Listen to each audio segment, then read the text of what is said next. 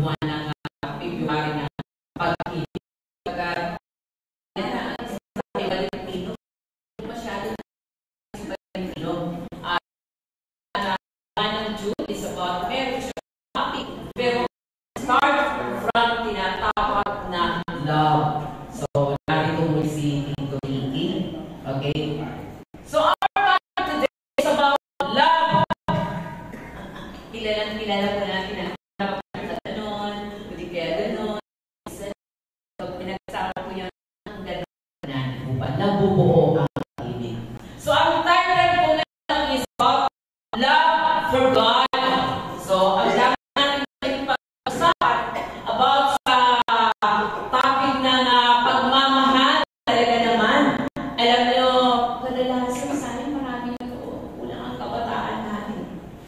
Kulang ang kabataan natin ngayon sapagkat pag pinag-uusapan ka naman sa amin yan, kilig to the bones. Ano ba? Talaga naman, kahit mga matatanda, hindi ko akalain kagabi na may mga single na lumabas. Oh my God. Akala ko, unang anak ko na single. Hindi ko akalain ang mga senior ko pala talaga. Sabi ka, tapos sila? Wala ka! Magsasaya! Parang tinawag yung single. Kita ko ngayon mga representant kagabi ng single na talagang lumalaban. Nangalandakan talaga. Patayin po natin itong Sera na malakas ng loob. Talagang ipinakilala na siya ang singer. Ako yung po natin. Buti ko lahat, sinanay ko iiyak ko na ka, magiging membro pa ko nila. Okay, so, love for God. It's about love. Hindi po parang haluman, but it's about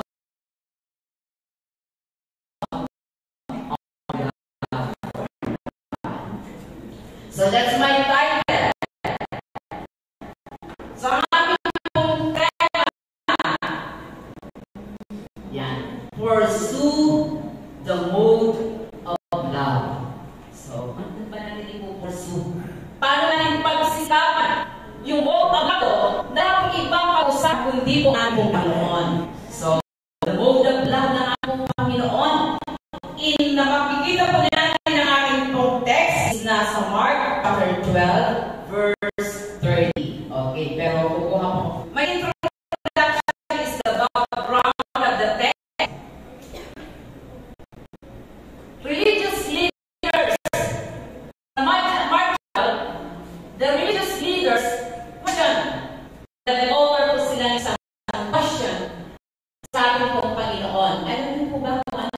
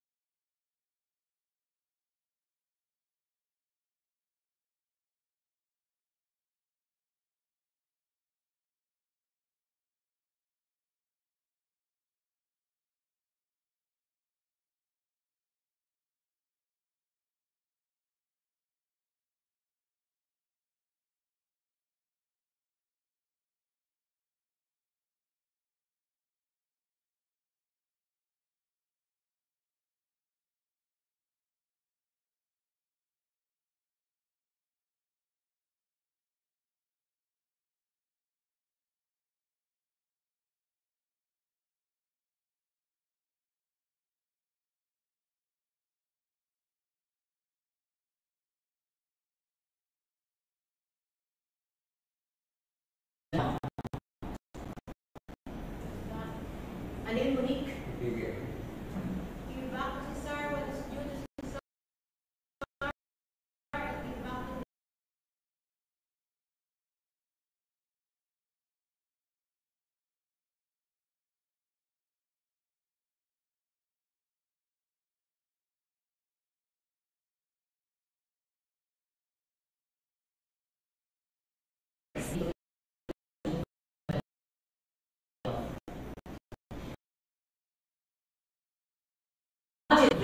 Di ba katiwalaan sa love of God? And they don't know. Ano nga ba namang pabibigay? Masama sa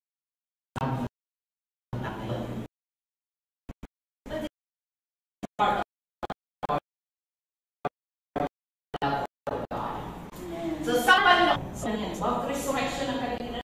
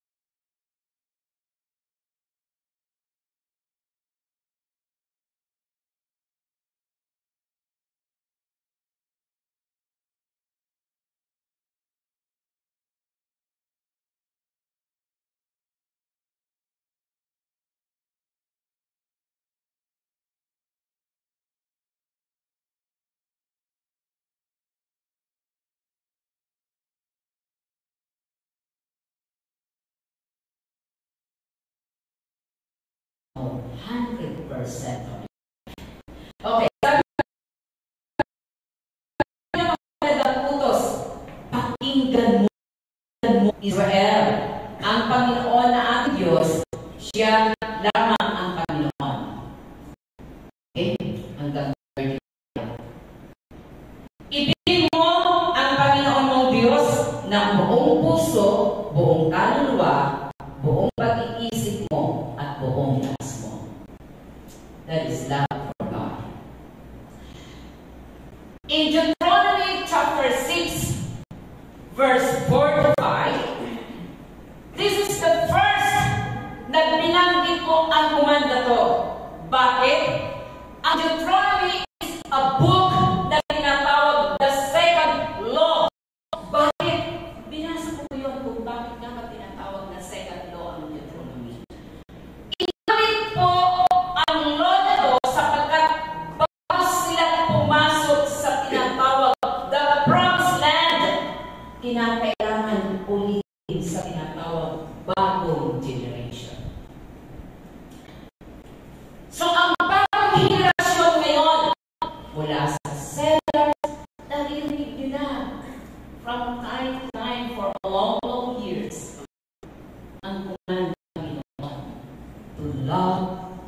Moving forward po. To love the Lord your God. Forward po. Sabi po dyan, hear, O Israel, the Lord our God, the Lord is one. Love the Lord God with all your heart, with all your soul, with all your mind, and with all your strength. Bilangin po niya ito, kanino?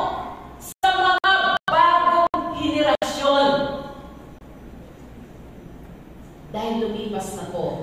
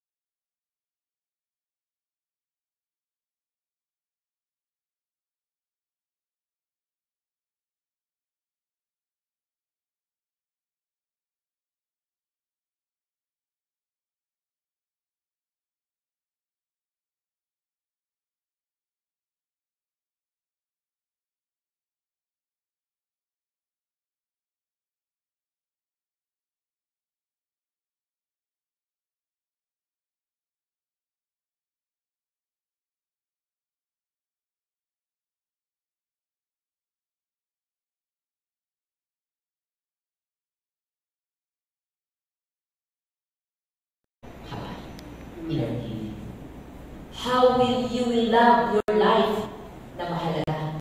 Pero ang lahat ng yun ay wala, lalo hindi mo magagawa ang to love the Lord your God with all your heart. Sabi niya diyan, is the most important one after Jesus is this: hear, O Israel, the Lord your God with all your heart and with all your soul, with all your mind and with all your strength. So, inulit. Pinag niya, ilang taon na ang lumipas na binuo ang New Testament ng salita ng Panginoon directly. Kanino? Sa mga religious leaders. Kanino? Sa mga taong naroon na gusto sumunod sa Panginoon. Kung meron man mahirap na gawin, bakit niya ito ulit-ulit? Is to love the Lord your God with all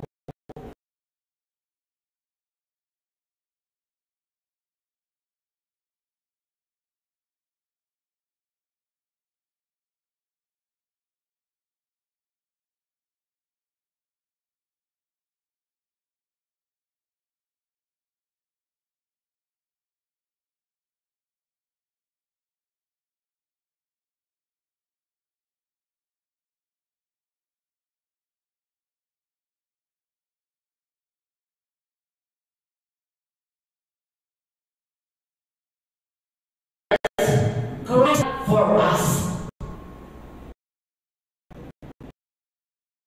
It's a love. Pero sabi ng Bible, siya po yung una na nagmahal sa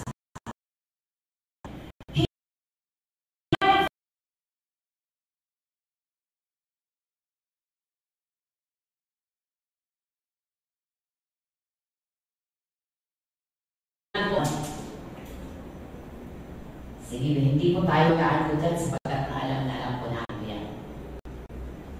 So, ano nga ba ang totoong pagmamahal sa Diyos? In John chapter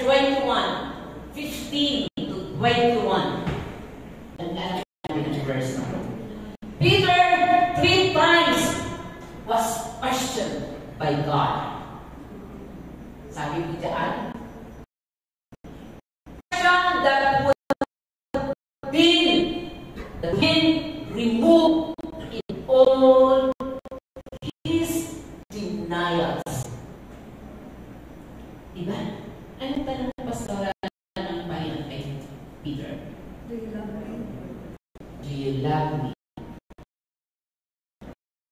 More than this. So it's and questions. Do you love me more than this?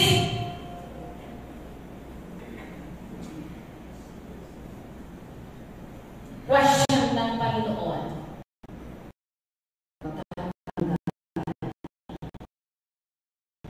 Ng lahat ng kanyang dinaya. Mahal ba talaga ako?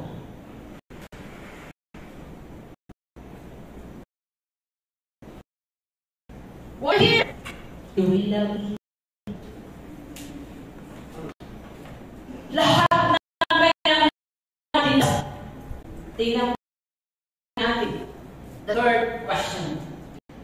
Sabi ko dyan, the third question finally changed his heart when he realized who Jesus is. Ang tanong na to, ang nagpabago ng lahat na katotohanan sa puso ngayon kay Peter. Sino ba itong nagtatanong sa iyo? Si Ate Muriel ba? Si Pastor Jerry ba? Si Pastora Nympha ba ang nagtatanong sa iyo? How do you love God? What is your love for God? Sabi ng Panginoon kay Peter, do you really love me? Do you love me, Peter?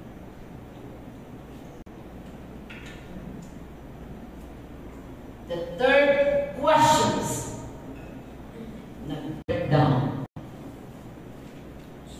na naging maingat siya sa pagsagot sa Panginoon. Ano ang kanyang sagot?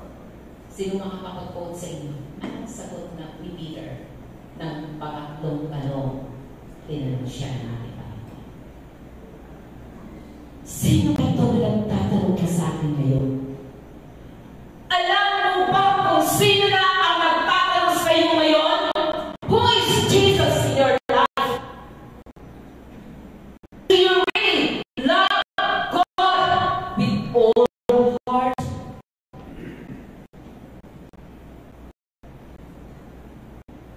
It finally changed his heart condition to answer that question of Jesus. Sino ba siya sa iyo sa puso mo? Sabi ng Panginoon, "Hear, O Israel, the Lord your God is one God, one Lord.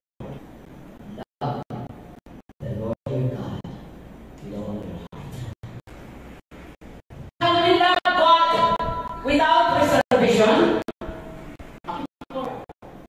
Bago ko bang yan?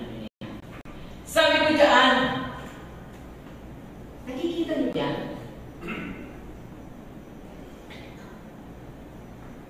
Oo, na tinanggap niya ang pagmamahal ng Diyos sa kanya. Sabi noon, it's all that I ever wanted from you. Minahal kita ng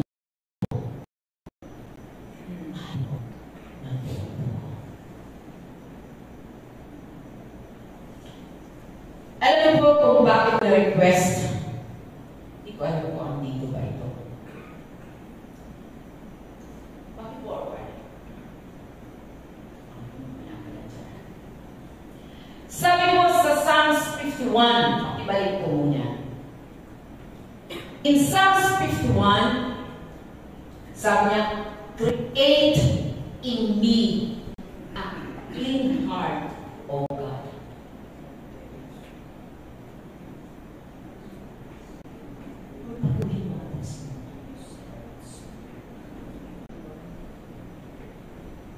dito po natin makikita sa sarili mo at sa sarili ko kung ang Diyos is really working in your heart.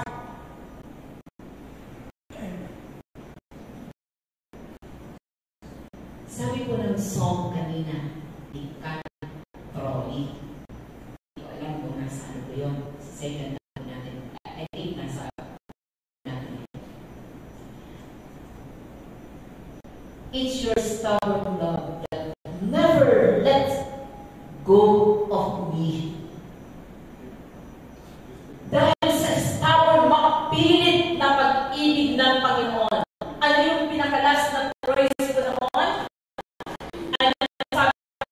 Embracing the worst in me.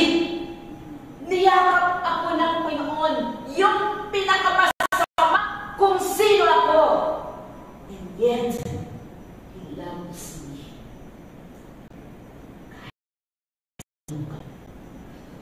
Ano ka ba nga? Iramdam niya ang nakilang pagmamalas. Si ay isang pagmuling ay isang manilang palataya kilala sa Panginoon. And yet, kung ating pong titignan ang kanyang paglilingkod sa Panginoon, marami pong mga ups and downs. Pero alam niyo po ba, in Psalms 116, kung hindi ba ako nagkakamali ng class my mind, sabi niya, how can I repay you, Lord, for all your goodness to me? How can I repay you, Lord, for all your goodness? Sabi ng Panginoon, just love me with all of your heart.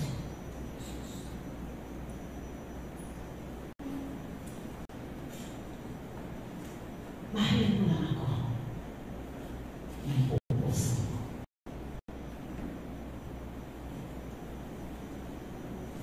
Hallelujah.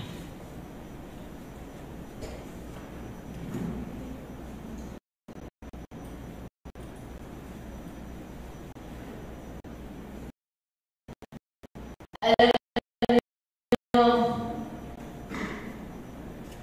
matalang nilisan ko. Running to 41 years service sa Diyos. Pero pinag-aaralan ko ito. Iyak sa Panginoon. Dahil doon ko lalo nakita ang marami kong kakulangan sa Diyos. Napahirap magmahal buong buo kung alam mong sa puso mo maraming kahati.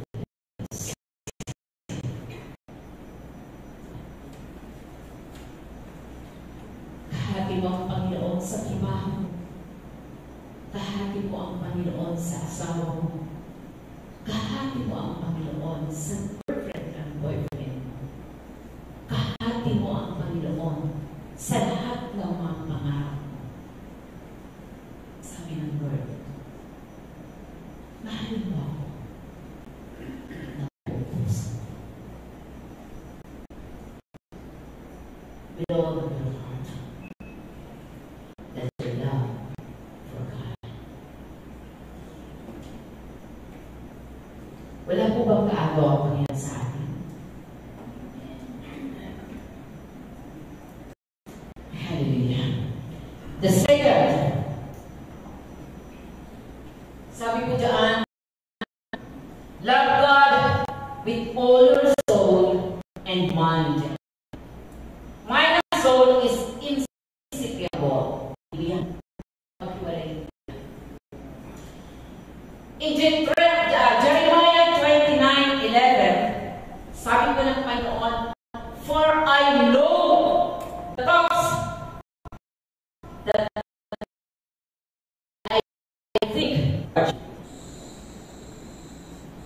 Sa plan and purpose ng Panginoon sa buhay mo, alam ito na ng Panginoon kung paano kanya isang tao na mamahal.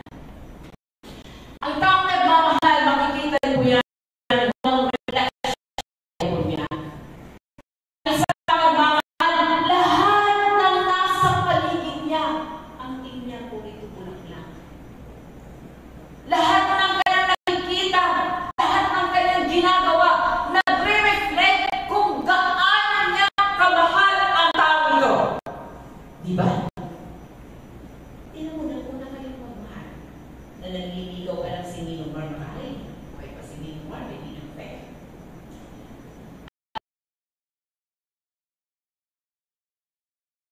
Ay, okay lang ba? Naku, may mga tayong tumatawa rin sa akin na gabi. Alam mo, Pastora, lahat ng mga excitement ng kanyang naranasan sa kanyang love life, tumatawag po yan na nagkwento sa akin. Medyo nagkaroon sila ng konting tumatawag din po yan sa akin. Pastora, ganito po. Di ko alam kung maalala niyo yun. Ano gusto kong iiba? Ang isang taong nagmamahal. Ang dami yun.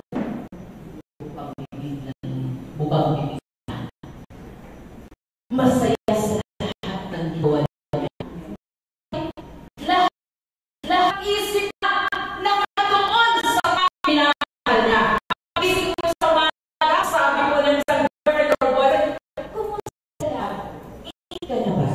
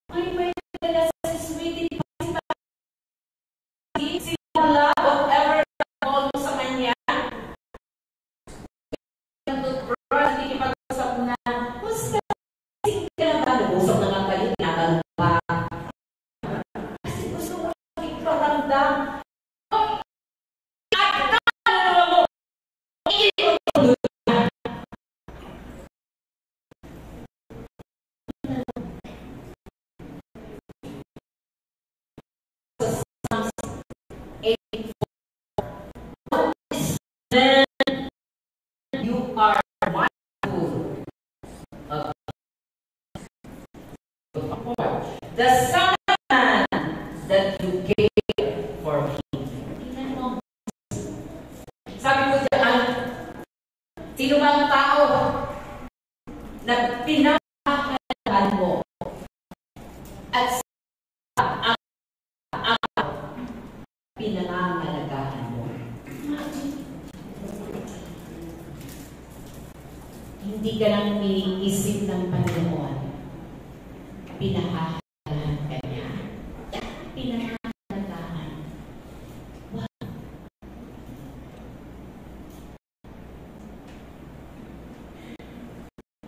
Paano po natin iniisip ang Panginoon?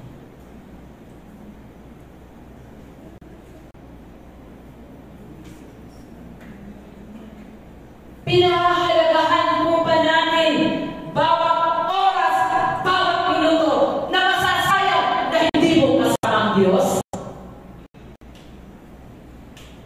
Bawat oras, bawat minute na lumilipas. We're spending time 8 hours, 4 hours. Wala ka mang magpas-upas eh. Tayo, di po ba? Makipagpituhan ka lang sa minahal mo, hindi mo namamalayan ng oras. Kahit abutin ka pa ng magdamag hanggang alas 2, alas 3 ng madaling araw. Pero pagdating sa Panginoon, bagod na tayo.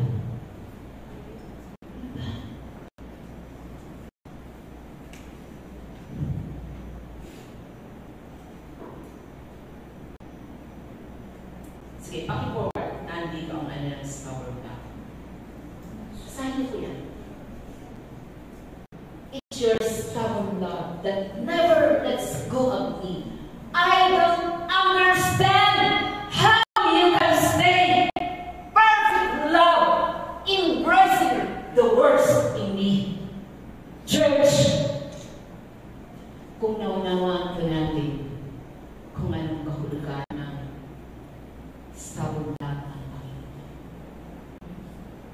Wala pa lamang nasa sinapupunan tayo ng ating pong mga magulang.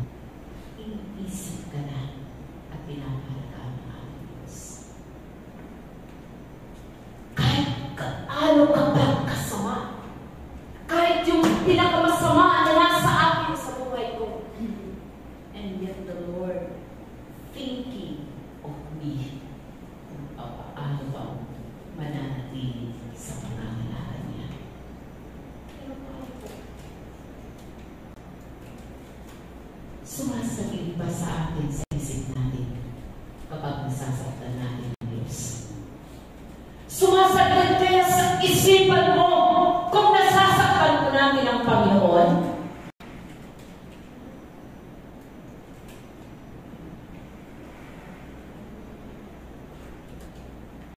Alam mo, hindi ko alam kung paano natin ito sa buhay ko natin.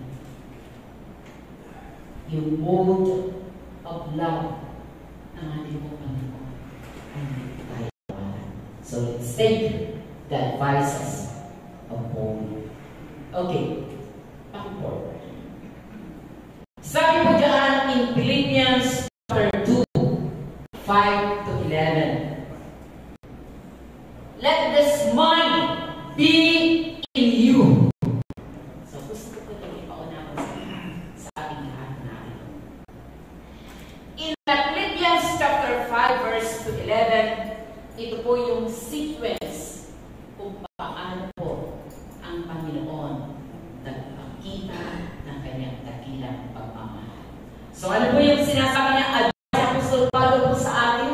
Sabi po dyan sa chapter 5 to 11, isa-isahin po natin yung tatlong bagay na binigyan ko ng diin. Una, tingnan po natin ang character na mayroon po ang ating pong Panginoon. Sabi po dyan, who being in the very nature of God, did not consider equally with God. Ano sinabi po dyan? Obedient to the point of death. Church, ano po ba natin nasa isipan po natin dati? Ano po yung nagpo-possess sa ating pong kaisipan? Is it the character of God na kaya po natin gawin yung mga bagay sapagkat may problem po ang ating puso? May problem. Alam niyo po, pag may problem ang puso po natin, may problem din ang character po natin.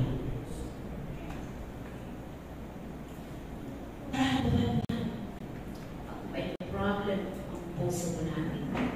May problem din ang ating character. Kaya sabi niya, Apostol Pablo, let this mind of God, mind of Christ, be in you. Dapat nasa atin po yun. Dahil ikaw, iniingaman ka, pinapahalagan ka. Pero tayo po natin pinahalagan ang pagpapahalagan ng ating pong Panginoon na siya po ay naging masunurin hanggang sa point of death. Inilaban po niya tayo. Pero tayo, inilalaban po ba natin ang ating pong Panginoon? Suffer.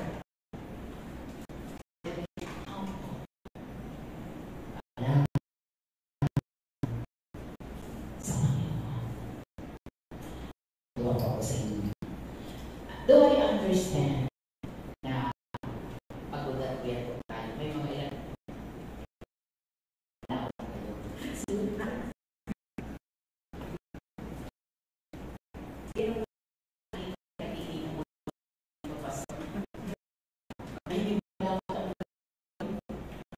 na magtugod po kayo para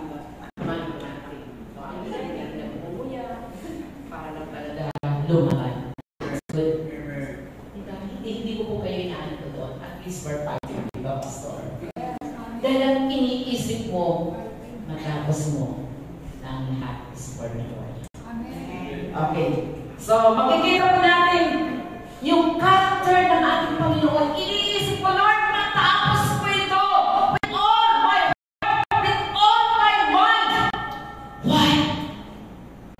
Napakahalaga na may nagpapahalaga sa'yo.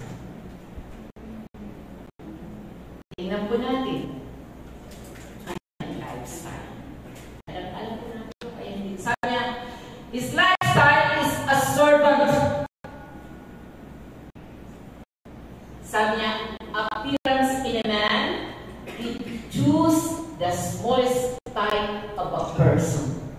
Ano po ang pinili ng Panginoon? A servant. Pinakamababa. Alam mo na dito sa servant. Minsan umaga mo yun. Pastora, maaga pa ako napupunta mo dyan kasi ano? Serving.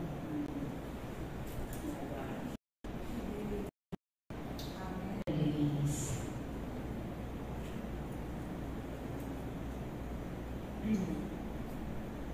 Naghirap ko yung mag-utos.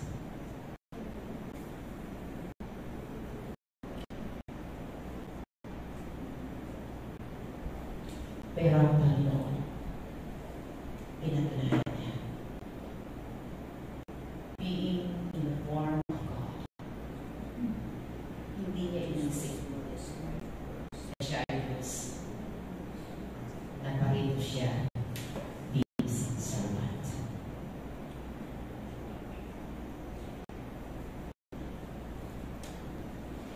Ilan kayang church or Christians na narito voluntarily kaya po natin gawin ang pinakamababang uri ng gawain. Just to serve the Lord our God. And go for service.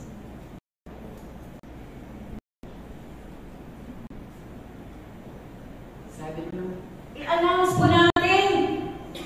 Mag-announce po tayo. I-announce sa bawat department. Salamat sa mga young boss. Sellers ng other department.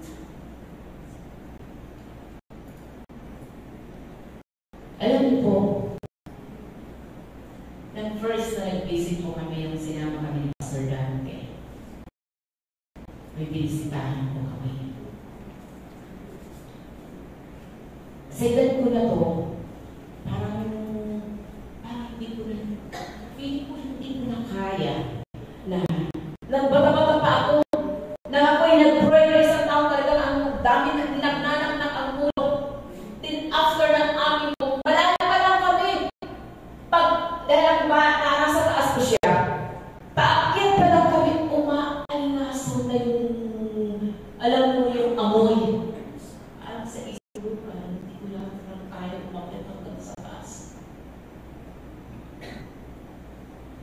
Pero habang paakyat kami ng paakyat, namin ko kanina si Mura. Sustain road. Hindi ko ito kaya gawin yung wala pa. Hindi ko alam na yung taong pupuntahan ko at papatungan ng aking kamay sapagkat sabi niya, Pastora, andito po yung sakit ko. Ibig sabihin, doon ko ipatong yung kamay ko.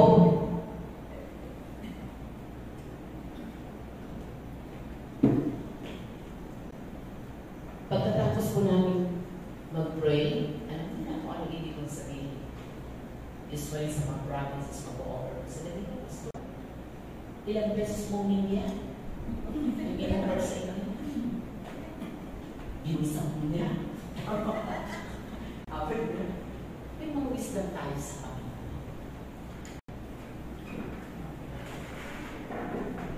Nang nag-visit po kami together with Pastor. Ako, parang sakit. Kapasok talaga, masakit ang ulo. Sabi niya, Ma'am,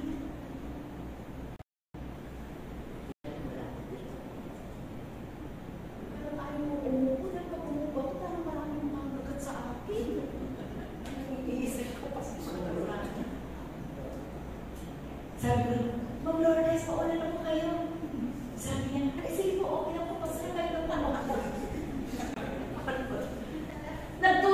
naman kami na magkakasama kung sinong uupo. Alam niyo po ba, pag feeling mo mag-uupo ka, pag hindi surot ang kakagat sa'yo, hindi ko alam kung anong makasunod pa. So, syempre, andun na yan.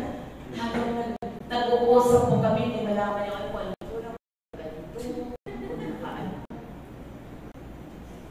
Sabi ko ng pagkalitan, hindi ko kami nagtagal sa prayer. Alam niyo po ba, hindi pa ako nakasama pagbalik. Hindi ko naman po sinadya na wag pa akong bumalik. O ito na, pagbalik po doon ng team. Alam niyo po paano sinabi ng bahay na pinuntahan po namin. Akala ko hindi na kayo babalik dito. Kasi alam ko na magbaho ang mukha namin. Pero alam niyo po ba, dahil nakita ko na nakita ko na bumalik kayo, naramdaman ko, mahalaga pala kami sa'yo. Pagdating ko nila malinis sa yung bahay, sinadya ko siguro nila talaga kung talagang marunong magmahal ang mga kakasambahayan ni Kristo. Lalo na yung nakapagin dyan.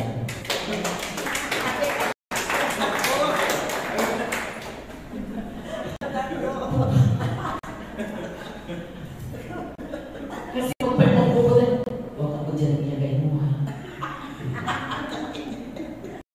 Joke. Iba pastor patakunta. Katakot ng panalangin. Kasi ang dala-dala ng isip at puso mo, mahalaga sila sa Panginoon. That's why you can choose the smallest type of a person, a servant of God. Sama kaya natin ito mga young people. Sa tangilin. Doon sa tangilin. Huwag po kayo magdala ng maraming alcohol. Kapag mapasok pa lang, nag-a-alcohol. Paglabas nyo, sikreto nyo na lang. Huwag masyadong bulgaran. Sabi ko sa bilangguan noon. Sa bilangguan ko noon, sabi ko, Lord, kaya kayo mga young people, hello, mga young people na narito. Huwag na huwag kayong lalabag sa batas. Ako naranasan ko na pumasok sa loob ng mga pinagbuhan. My God. Isang treatment mo doon. Ingat kayo. Huwag niyo pong pakansahin ang lugar niyo. Habang nagpapipong study kami, palingasaw hindi lang nila amoy ng CR, amoy ng iba't ibang tao. Pero dahil kailangan mo silang amoy, ang isipin mo, iniisip sila ng Panginoon. Ang nagpapahal sila sa Diyos.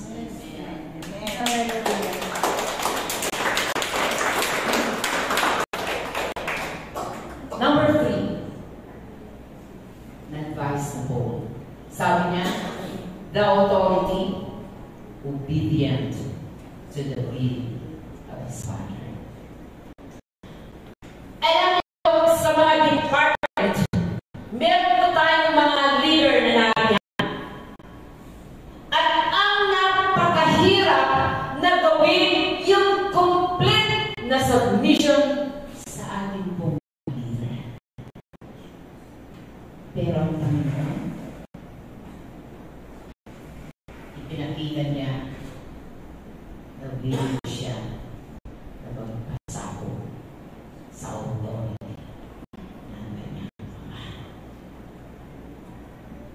Ganito. Iniisip niya hindi yung kanyang kapangyarihan. Iniisip niya hindi yung kanyang kakayahan. Kundi iniisip niya anong magpapasaya sa kanyang ama na nasa langit.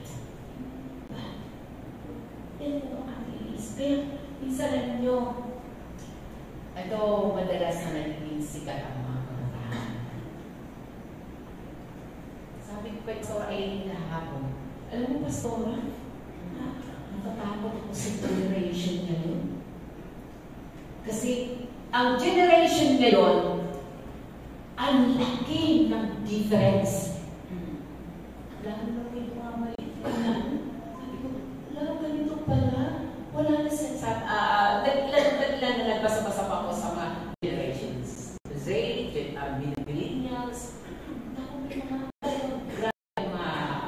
demand na meron pa sa kanila.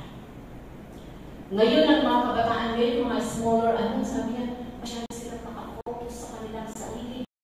Nag-aalala ako dahil may anak akong babae. Pag sinasabay mo ngayon maraming kabataan, totoo yun. Sabay mo ngayon ang anak mo, isa pa lang ang sinasabi mo.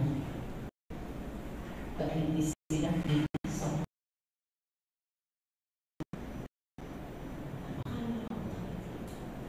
bakit ang Diyos naglagay ng tamang form?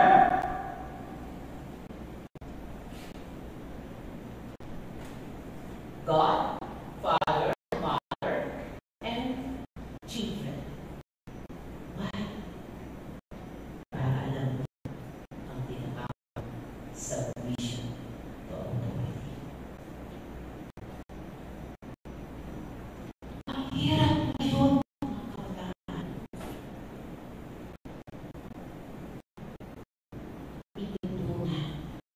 Itinuturo sa pamilya, itinuturo sa church, itinuturo maging sa mga social media.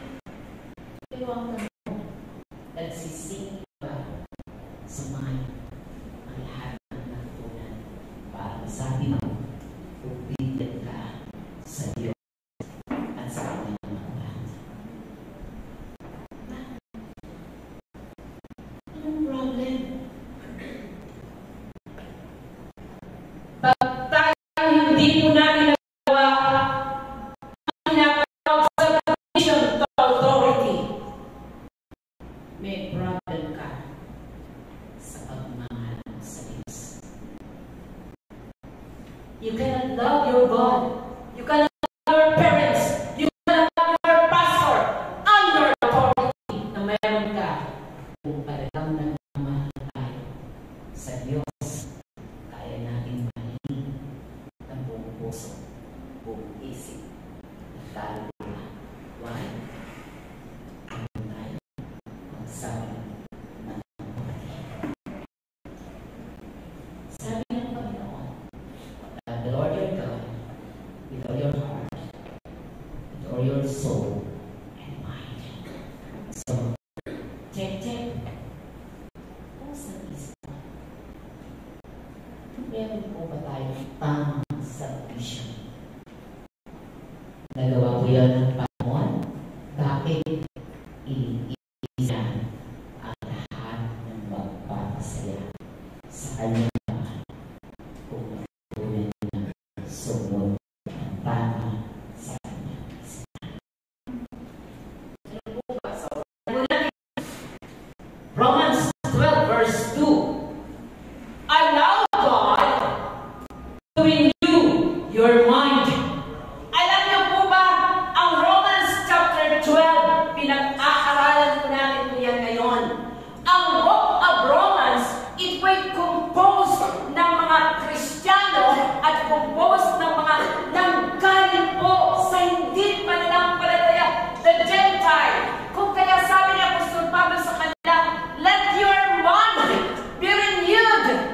Kailangan magkaroon tayo ng tamang overhauling, ng tamang kaisipan ng ating pong Panginoon.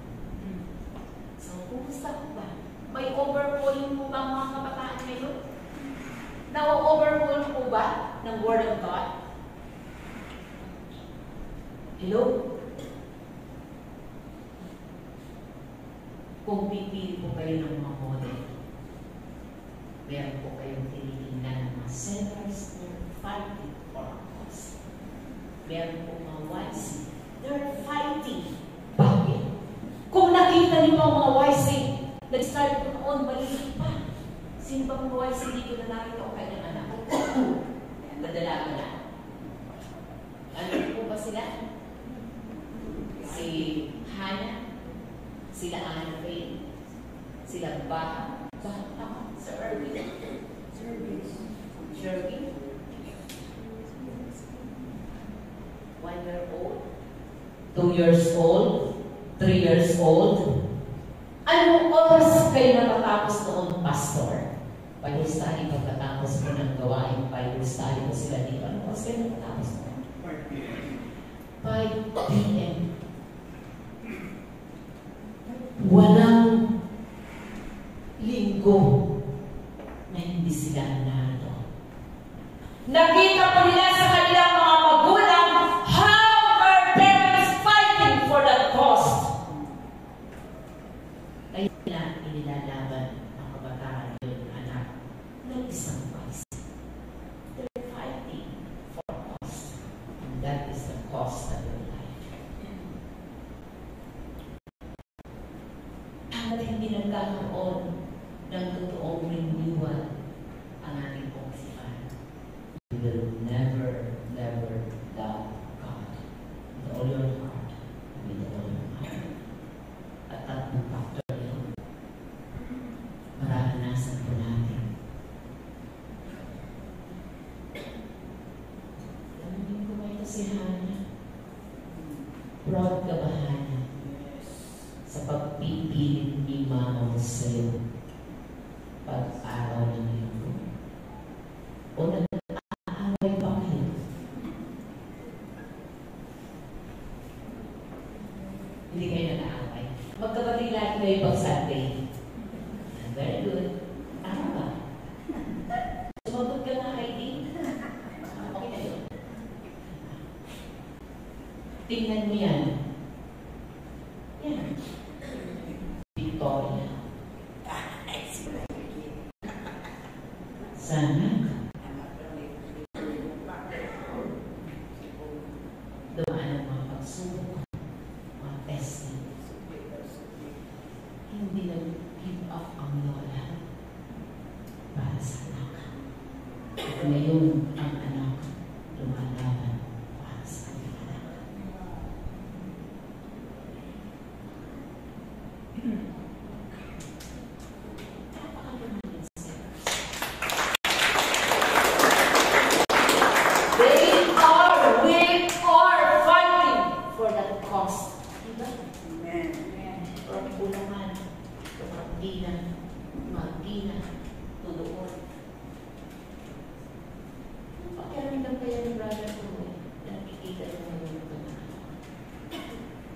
Ang kanyang anak ngayon ang pagpapakita ng isang ihirap doon. Paano mo ilalaban ang kanyang anak yung susunod. Let this mind be in you and me. Hanggat hindi nagkakaroon ng totoong renewal of your heart and mind, you can obey God in your life. Sabi po sa Philippians chapter 4, 8 and 9, finally, my brethren, whatever is true, noble, right, pure, lovely, admirable, excellent, or trustworthy, whatever you receive and learn from me, sing in me. Anong sabi yan? Put it into practice. Bakit pa ulit-ulit na sinasabi ko ng mga sellers sa mga anak? Nang ma-wise sa kanilang anak. Marami din kaming kahinaan, may pagkukulang, nalalapat, nasasaktan, lumalaban. But we're trying to put it into practice. Para sa'yo. Amen. Mag-iisip. Hindi ikaw na anak niya. Hirap na hirap ng ulang mo. Yan ilaman ng kaya sa sarili. Hindi para sa'yo. Wala ka na buhay. I want to talk about action.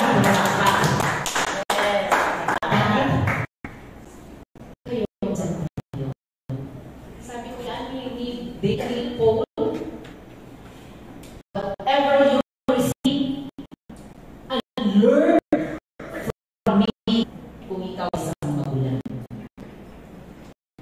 Sing me. Bulang pa ng magulang. Umaga-maga. Pawala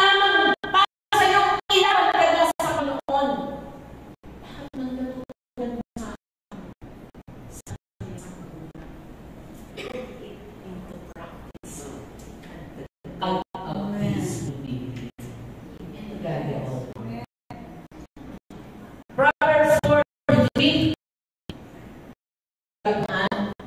be careful what you think, because your thoughts run your life. Ano po ba ang pinakasentro ngayon ng ating isip? Ano ngayon ang bumubuo o ano ngayon ang nagmahari sa kaisipan mo? Sabi niya, what you think, it will run your life. Yan po ang pagkakaigot. Kaya po ang isip mo ay forward. Ang isip mo ay ako ang ngayon para sa kanino.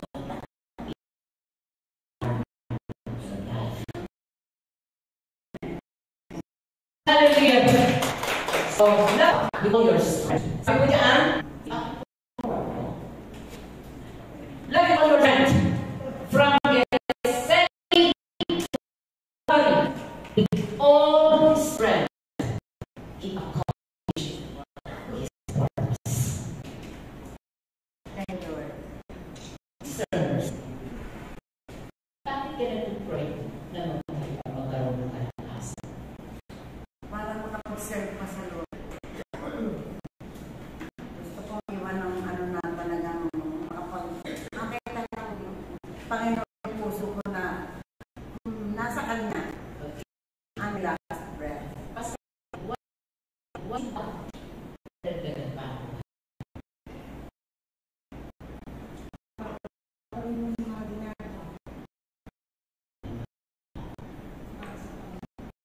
Alam mo ba, naalala ko yung isang kaibigan sa kanya, alam sa buhay natin matagal na sa Panginoon, ang kaya isipin mo, wala ng purpose ang buhay ng Diyos sa buhay mo, kukunin ka nila. Sa kami ko kayo, may purpose po ang kasi ang iyan na ng lakas. Sa tingin mo, may purpose pa ba ang kasi meron ka meron ka pang tayo na lakas? Actually, yes, at siya na pag-isip. Praise God. Sabi niya, gusto ko magkawa para mag-okay ang aking service sa mga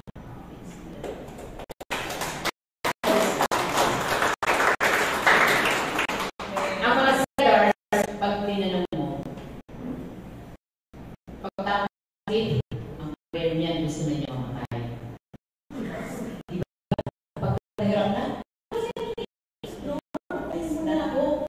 Pero ikaw, ang pangalan mo, ikaw, you, na ako.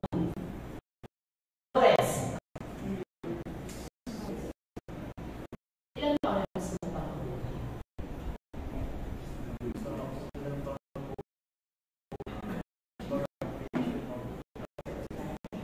So, ang sabi mo, mission na siya. Alam ba kung anong mission na sa buhay mo?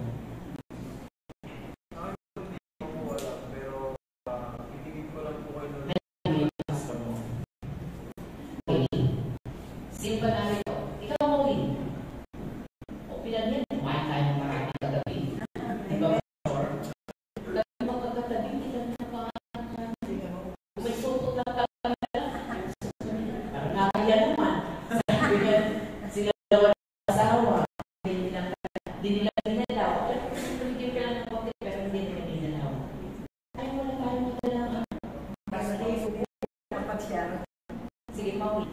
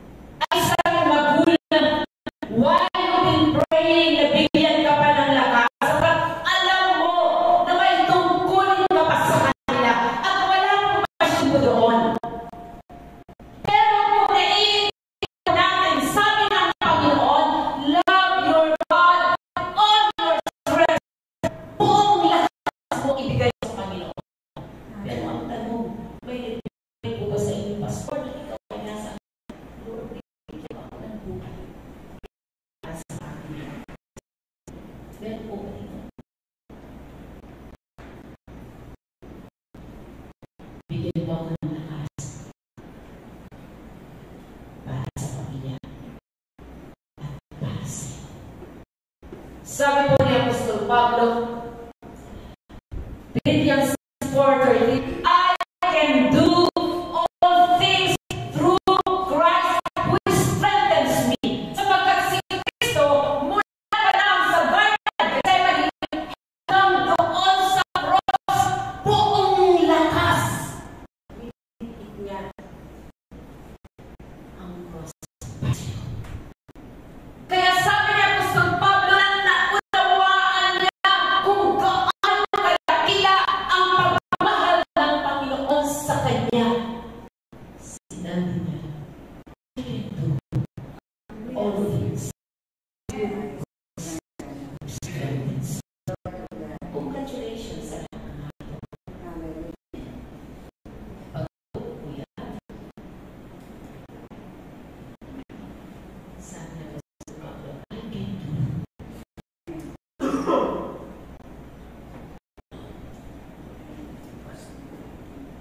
Buong lakas na natin. Para tayo ng pera. Pero sobra na sa Panginoon. Pag pinanong kakayan tayo ng Panginoon. Lord, malilis kaya kung sa natin lahat ng aking puminala. I can do all things. Sabi ni David in 24, I will not offer anything because nothing. Alina lahat ng gumagawa. Sana kasi gabi dapat pinag-usapan nyo, hilihin ng oras. Wow ha. Diba? Hindi naman masama. Diba? Hindi naman masama. Walang masama. But since hindi natin diba, kaya nyo magtrabaho. Diba? Kung ginawa ni Jay hanggang magdamag ka na gagawin mo yun just to support that event. Diba? Kahit hindi lang NJR, lahat ng event, you will owe your strength and support because you love that person. Pero sa Panginoon, how much more sa Diyos?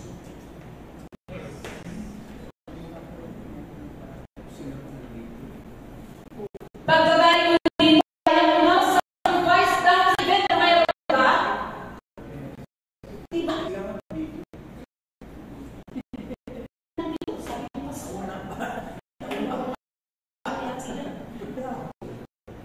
Ano gusto mo sabihin? Church, great commandment.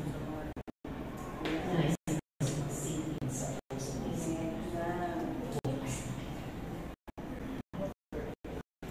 Nakakaya naman. Buko. Para sa event. Pero sila sa event.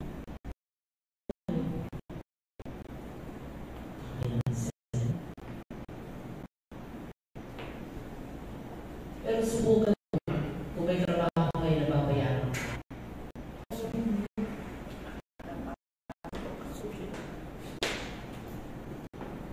Sabi ni Hannah David, I will offer anything that is enough. No portion.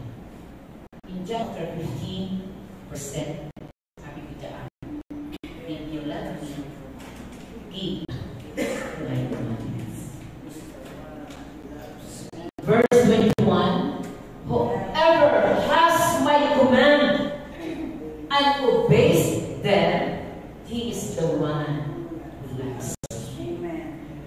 Wala na ba kung dapat may paliwanag ko dyan?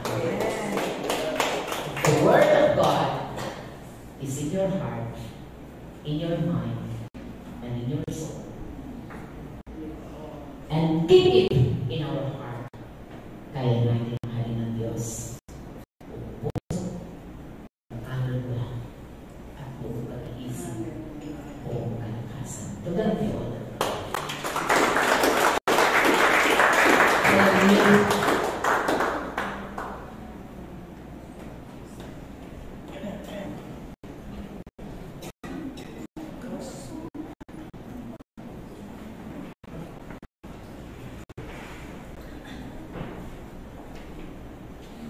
Okay. Nakawa ka na dito magsasabi.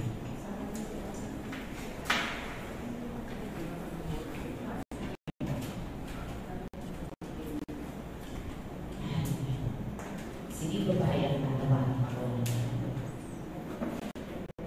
Tawagin mo na ito si Valentine's na sinabi.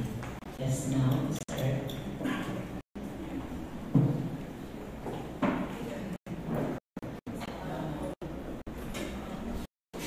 Dalawang lalaki po natin. Si ano lang yung asawa lang po natin. Three lang pala sa isa. Ikaw, Brother Benny.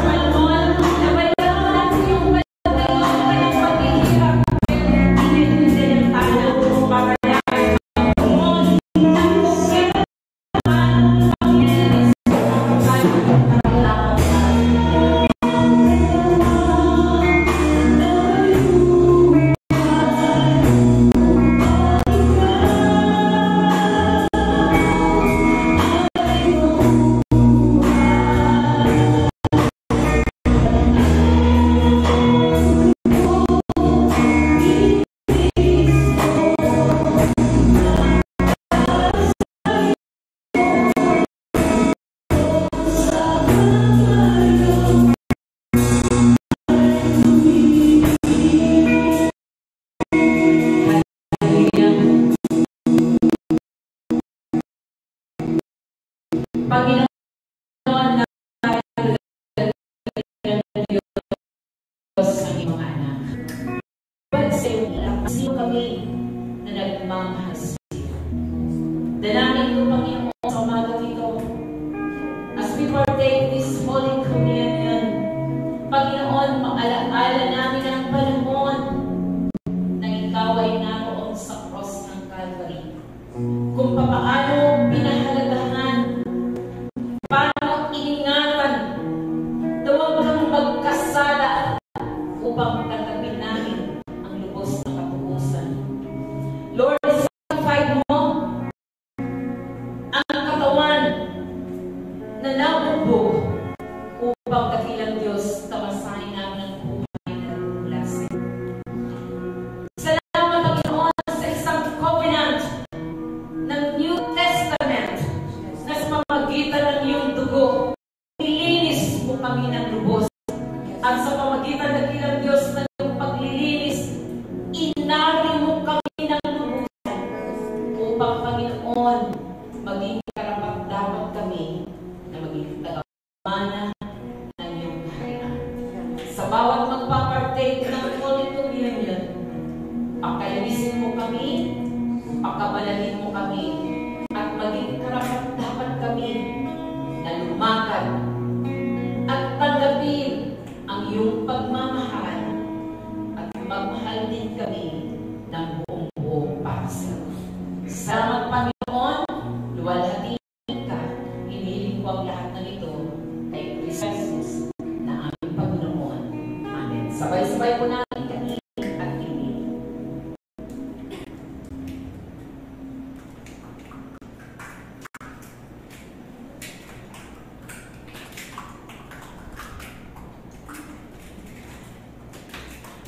Lord, maraming salamat sa pabor na kaloob mo sa buhay ng bawat isa.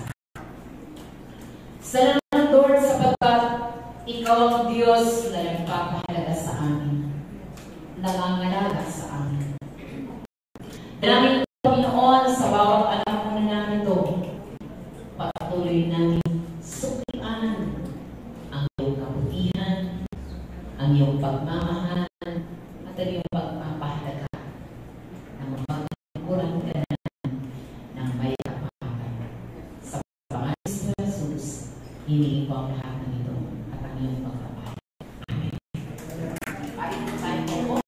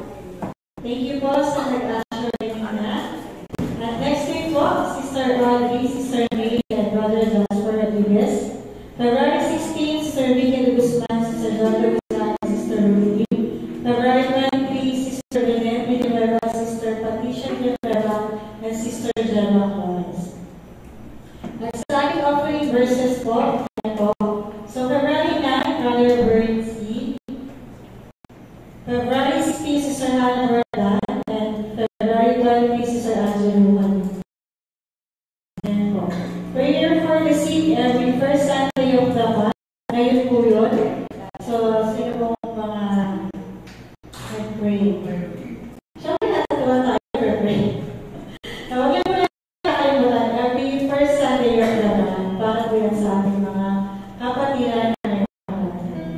Pwede mo, face-to-face prayer meeting every night of the month for 5 p.m. dito po yan sa St. Church. Ayan po.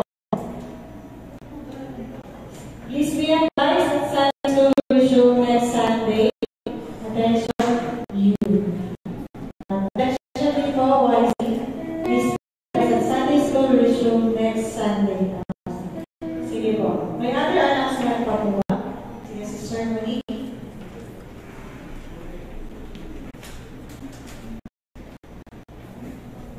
Okay po, mamili po tayo din Sunday for the program.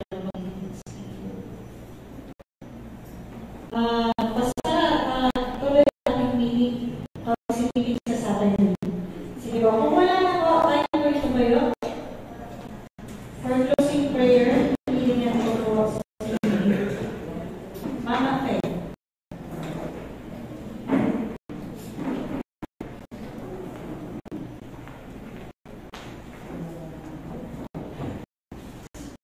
Tayo po ay manalangin. Hallelujah.